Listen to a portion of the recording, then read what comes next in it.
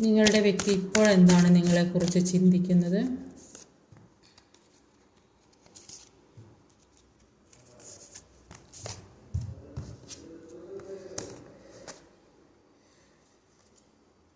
ഒരു hanged man എല്ലാം മനസ്സിലാകുന്നുണ്ട്, എല്ലാം തലകീഴായി നിൽക്കുന്നുണ്ടെങ്കിൽ അവർ ഇപ്പം ഏതോ ഒരു സാഹചര്യത്തിൽ പെട്ട് കിടക്കുകയാണെങ്കിൽ ഈ ദുഃഖങ്ങളും ഭാരങ്ങളും പേറി ഒരുപാട് സഹിക്കാൻ പറ്റാത്ത ബുദ്ധിമുട്ടുകൾ പേറി നടക്കുന്നുണ്ടെങ്കിലും അവർ ഒരു പുതിയ തുടക്കത്തിന് വേണ്ടി ആഗ്രഹിക്കുന്നു. ഇതുവരെ അനുഭവിച്ചതിൽ നിന്ന് മാറി പുതിയൊരു ജീവിതത്തിലേക്ക് ഇപ്പം അവർ ആഗ്രഹിക്കുന്ന തരത്തിൽ എല്ലാത്തിൽ നിന്നും മാറി പുതിയൊരു ജീവിതം, ഇപ്പോഴത്തെ ജീവിതത്തിനനുസരിച്ച് ഇപ്പോഴത്തെ കാലത്തിനനുസരിച്ച് പുതിയൊരു മാറ്റം വേണമെന്ന് അവർ ആഗ്രഹിക്കുന്നുണ്ട്. കഴിഞ്ഞതെല്ലാം പാസ്റ്റ് ഈസ് പാസ്റ്റ്.